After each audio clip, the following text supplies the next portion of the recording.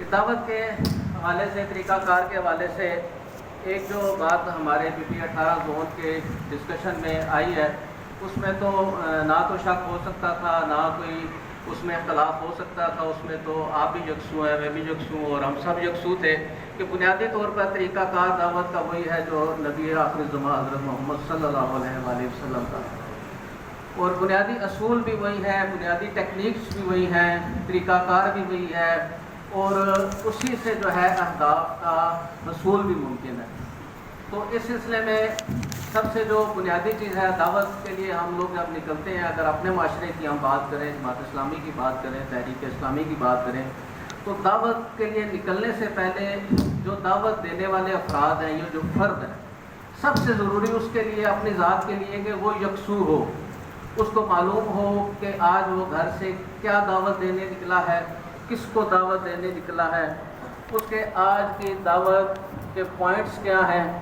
اور اس نے کیا طریقہ کار اختیار کرنا ہے. دوسری جو سب سے اہم چیز ہے وہ کردار کے حوالے سے ڈسکس ہوئی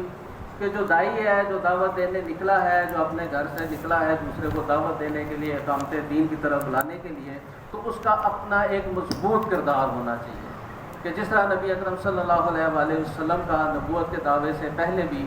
امانت، دیانت، صداقت کے حوالے سے ایک مضبوط کردار تھا، تو کردار کی مضبوطی جو ہے وہ ایک داعی کے لیے بہت ہی اہم اور ضروری عمل ہے کہ جو کہ اس کے اندر موجود ہونا چاہیے. اس کے علاوہ ہر فرد کی اپنی ایک سوچ ہے، اپنی ایک فہم ہے. مؤثر دعوت کے لیے بہت زیادہ ضروری ہے کہ آپ کو معلوم ہو کہ آپ کا سامع کون ہے، آپ کس سے مخاطب ہیں، اس کی مینٹل کیٹیگری کیا ہے، اس کا پروفیشن کیا ہے،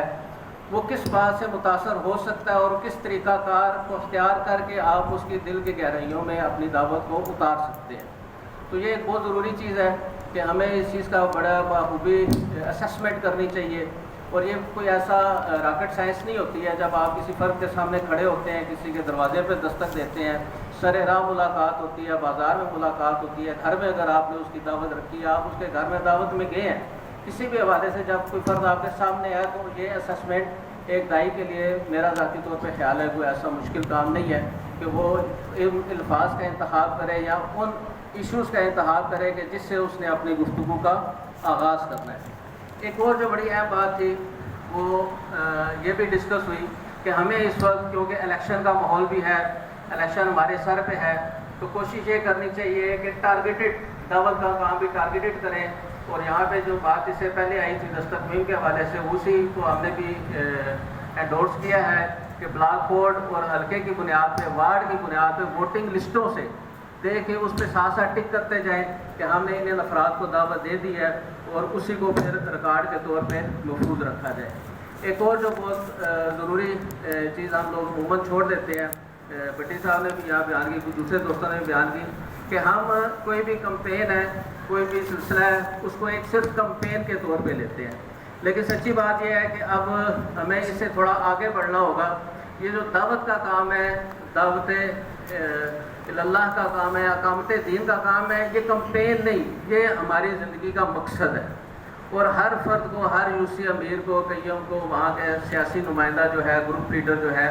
جو رکن جماعت جو ہے، ہر فرد کو اب یہ کمپین سے ہٹ کے زندگی کے مقصد کے طور پر اس کو اپنانا ہوگا. اور اس طرح ہی جو ہے وہ ہم اس دعوت کے کام کو جو ہے وہ زیادہ منظم طریقے سے